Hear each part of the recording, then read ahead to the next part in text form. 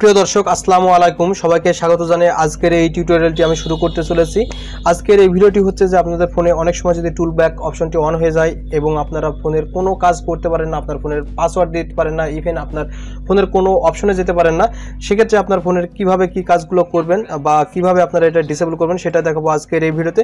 দেখতে পাচ্ছেন যে আমার এই মুহূর্তে টুলব্যাক অপশনটি অন আছে, এর জন্য আমি কোনো কাজ করতে পারছি না, আমি কোনো অপশনে যেতে পারছি না, কোনো পাসওয়ার্ড দিতে পারছে না ঠিক মতো।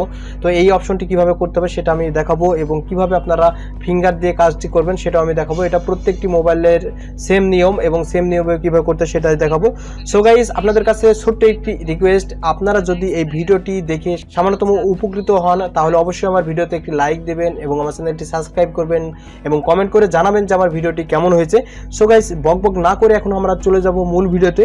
এর জন্য চলে যেতে হবে আপনার ফোনের সেটিংস অপশনে।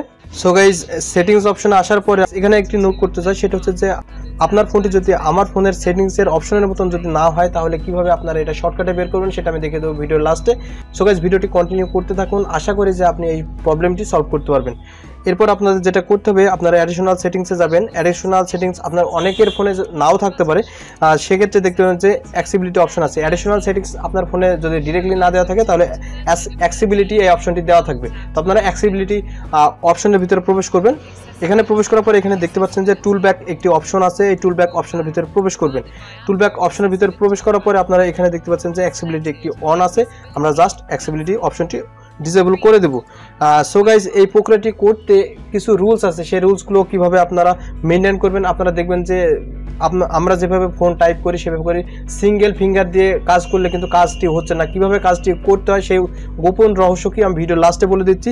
এরপর আমি একটু ব্যাকে চলে আসবো। ব্যাকে চলে এসে যে এই অপশনটি কিভাবে আমি বলেছিলাম যে আপনাদের ফোনের সাথে আমার ফোনের ফাংশনগুলো যদি ম্যাচ না করে তাহলে আপনারা কিভাবে কি করবেন, এখানে সার্চ সেটিং দেওয়া আছে। এখানে আপনারা যেটা করবেন যে টুলব্যাক টাইপ করে আপনারা সার্চ করবেন। সার্চ করলে আপনাদের সার্চ ইঞ্জিনে চলে আসবে টুলব্যাক অপশনটি, এখান থেকে আপনারা শর্টকাটে কিন্তু এই কাজটি করতে পারবেন। সো গাইজ, এই সমস্ত প্রক্রিয়াটি কিভাবে করেছি আমি সেটা আমি আপনাদেরকে খোলামেলাভাবে আলোচনা করতে চাই। সেটা হচ্ছে যে ডাবল ট্যাপ, অর্থাৎ এখানে কিন্তু আপনার দুইটি ফিঙ্গার অর্থাৎ দুইটি আঙ্গুল ব্যবহার করতে হবে। দুইটি আঙ্গুল ব্যবহার না করলে স্ক্রিনে কোনো ধরনের কাজ করবে না। আপনারা যদি প্যাটার্ন যদি আনলক করতে চান সেক্ষেত্রে আপনারা দুইটি আঙ্গুল দিয়ে একটি থাকবে নির্দিষ্ট স্থানে, আরেকটি থাকবে পাশে। অর্থাৎ সাপোজ মনে করেন এখানে অপশন দেওয়া আছে, এই অ্যাক্সেসিবিলিটি আমি অন করতে চাচ্ছি, সেক্ষেত্রে অ্যাক্সেসিবিলিটিতে থাকবে একটি ফিঙ্গার অর্থাৎ একটি আঙ্গুল, আর একটি পাশে থাকবে আরেকটি আঙ্গুল, অর্থাৎ দুইটি আঙ্গুল দিয়ে কাজ করতে হবে। সমস্ত প্রক্রিয়া দুইটি আঙ্গুল দিয়ে করতে হবে এবং কোনো অপশন যদি অন করতে হয় বা ওপেন করতে সেক্ষেত্রে কিন্তু আপনাকে ডাবল ট্যাপ করতে হবে, না হলে আপনি কিন্তু এই কাজটি করতে পারবেন না। সো গাইস, এই ছিল মূলত আজকের এই ভিডিওতে দেখাবে পরবর্তী নতুন কোনো প্রবলেম নিয়ে নতুন কোনো ভিডিওতে।